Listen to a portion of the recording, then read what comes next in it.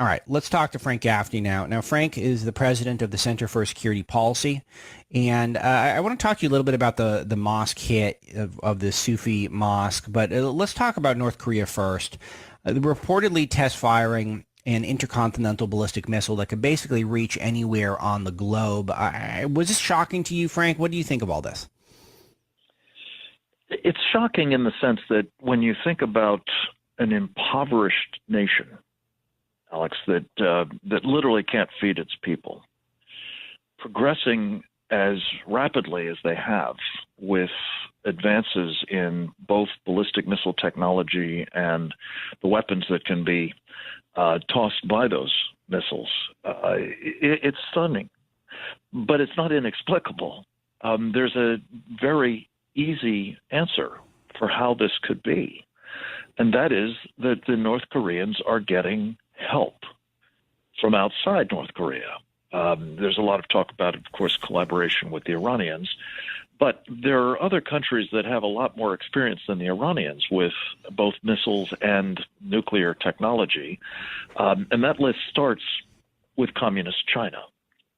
And there's now reason to believe that the Chinese have not only provided the North Koreans with these so-called transporter erector launchers for their long-range ballistic missiles. The Chinese profess that these were meant to be lumber carriers. Please, these are specifically designed to carry large missiles.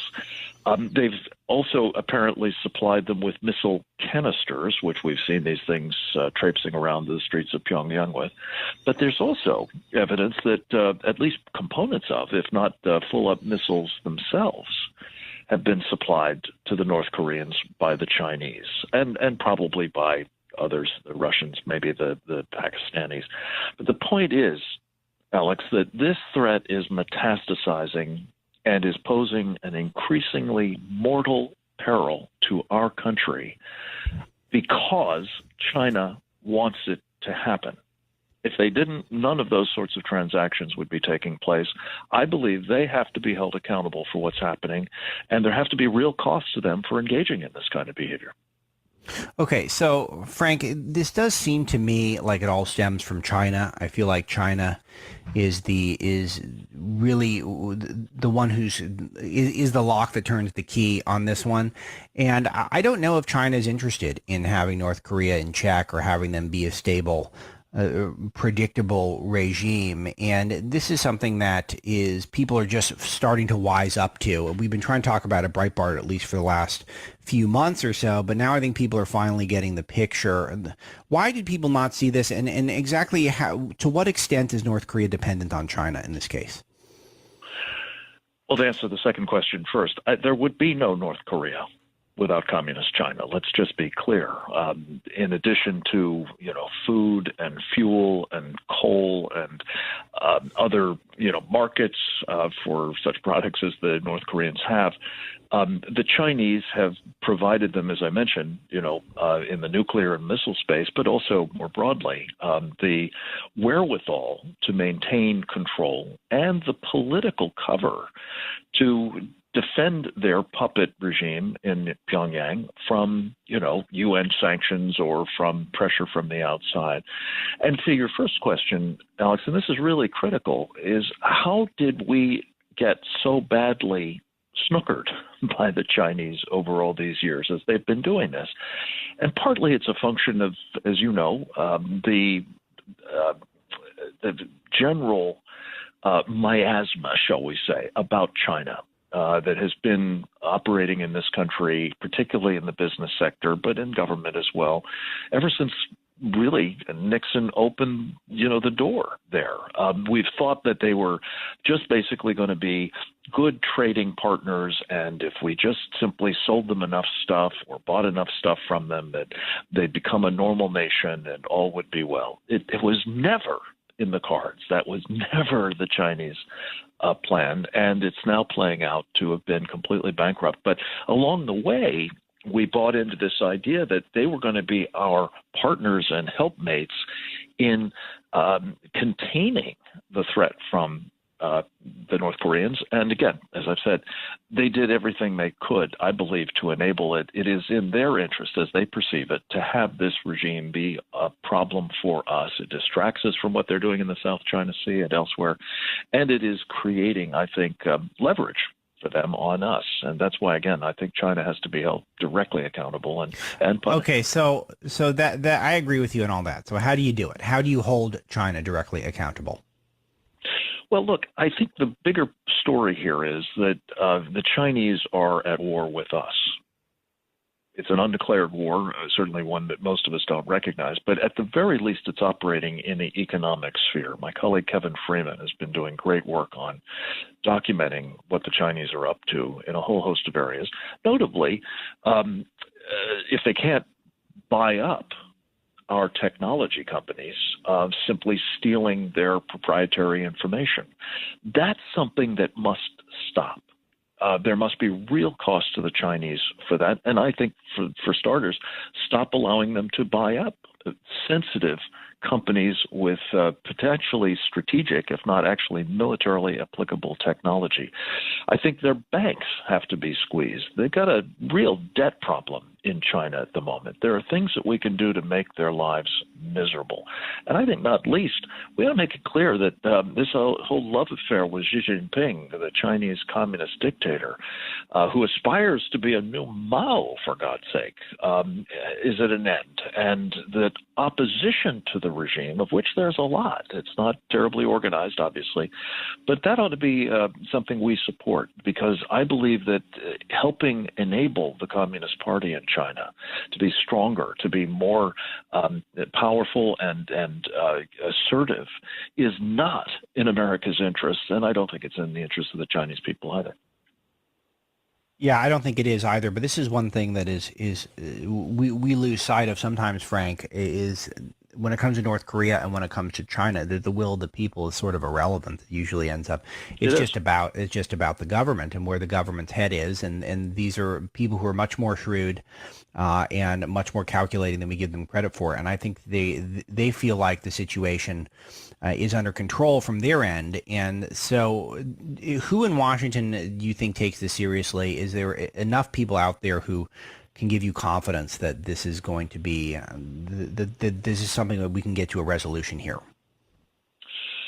Well, look, I think we're now seeing official Washington compelled to take seriously this North Korean threat. I mean, look, what the North Koreans are doing is not simply demonstrating the capacity to attack with nuclear weapons the entire United States, but they're combining it, Alex, as you know, with explicit threats to use nuclear weapons to destroy the electric grid of this country.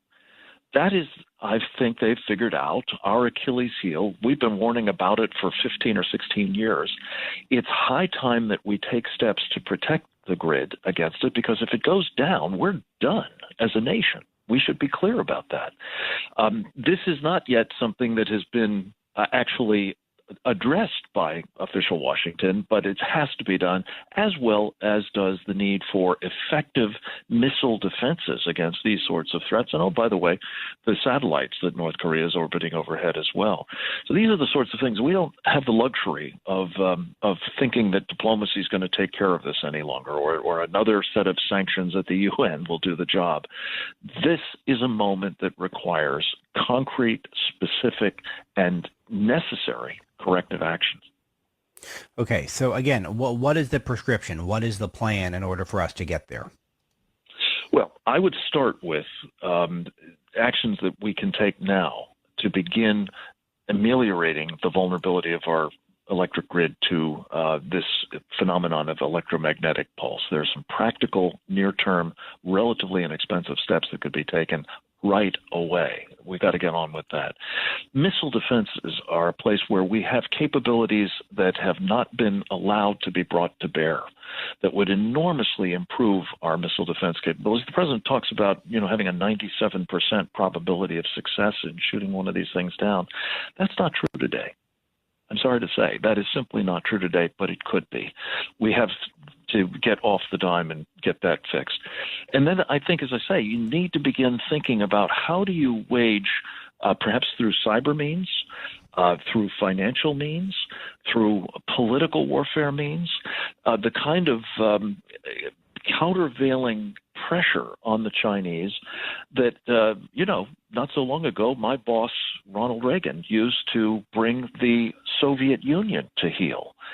This is a moment when we've got to be thinking boldly about those sorts of steps to protect our people and our country against these material and metastasizing threats. Yeah, and this is going to be much more of an issue here, Frank, but what do you think is the timetable here? We saw yesterday that Hawaii is bringing back these Cold War era sirens to warn of a nuclear attack. Like, how serious do you think, how imminent is this threat? Is this the sort of thing that we should be concerned about right this second? Is this sort of thing that we think it's a ways off? Or is this sort of thing where it is time to hit the panic button? Well, panic isn't a good prescription. I'm saying that we need to take specific, sensible steps, but we're overdue. We're on borrowed time, Alex. This has been going on for far too long, and we keep telling ourselves, well, they haven't actually demonstrated the ability to put a heavy warhead on the missile and get it to the full range that would attack the United States. Well, I would simply say you don't want to wait that long, because the way that may be demonstrated is by actually delivering that warhead to the United States. Kim Jong-un is at best unpredictable, shall we say. He is determined, I believe, to preserve his regime, yes, but he is also determined, I believe, to destroy this country. That's what he says. That's what his father said. That's what his grandfather said. He now has the means at his disposal to do it, and I believe unless stopped, and it should be by the Chinese. The Chinese should replace that guy. They could do it, I believe, and they have to be induced to feel that that's in their interest as well as ours. All right, so we got Frank Gaffney here, and the phone lines are open at 866-95-PATRIOT. So far, we've talked about China. We've talked about Elizabeth Warren today. We've talked about fake news about Roy Moore. Lots to get to on the show. Hope you guys give us a call. We'll be taking your calls next segment. Now, Frank, talk to us a little bit about this mosque attack, Sufi mosque. It's a terror attack in Egypt. And on that, this is a more radical Muslims attacking sort of a moderate Muslim mosque. Give us some more details we might have missed on this. Well, what we're generally missing is that these Sharia supremacists, as I think Andy McCarthy correctly describes them, have as their first order of business trying to compel all Muslims to conform to their program, what's considered to be the true faith of Islam, to adhere to especially Sharia's dictate. This is a totalitarian political, military, legal program with a kind of patina, veneer, if you will, of religiosity to it. But fundamentally, it's about power, Alex. And they're trying to make sure that every Muslim gets behind that program. And if there's any resistance to it, they will kill them. And indeed, that's why there are more Muslims killed by these jihadis than there are anybody else. But it's in the service of trying to bring about an end state that will enable not only the enslavement, the submission, as it's called, the literal meaning of the word Islam, Frank Gaffney, for Muslims, but also for everybody else, to this program worldwide. So what they're doing to Sufis, and by the way, there were Sunnis and others in that mosque as well, in Sinai at the moment, they have been doing to Muslims elsewhere in the Middle East and beyond. They've of course been doing to Christians wherever they can get their hands on them in the Middle East and beyond, and they have it in mind for the rest of us. And the model that they're using, unfortunately, as we've discussed in the past, is not just violence. It's not just the terrifying, forceful way of compelling people to submit. It's also subversion. And that's what worries me particularly about what's happening in Europe and what is happening in our own country. We have got to be clued up about this, not simply periodically focus on it when something bad happens at the hands of people who do mass murder. We've got to be focused as well on the infrastructure that is being built here, among other places, for more jihad in the future. And we've got to stop the Muslim Brotherhood and its fellow Sharia supremacists from achieving their agenda. It's Frank Gaffney. You can go to he's the president of the Center for Security Policy. Go to securefreedom.org or counterjihad.com. Thanks, Frank. Appreciate it. Talk to you next week. Bye. All right. Yes, sir.